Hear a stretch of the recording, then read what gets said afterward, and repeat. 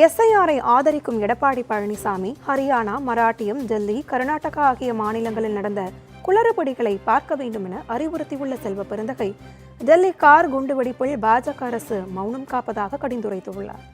நீங்கள் எதை தட்டினாலும் தரவுகள் வரும், டிஜிட்டல் இந்தியா என்று சொல்லுகிறீர்கள். இந்த டிஜிட்டல் இந்தியாவில் நாங்கள் கேட்கிற தரவுகளை தாருங்கள். ஹரியானாவில் எவ்வளவு பேர் வாக்களித்தார்கள், எவ்வளவு பேர் வாக்காளர்கள் இருக்கிறார்கள், எவ்வளவு புதிய வாக்காளர்களை சேர்த்திருக்கிறார்கள்.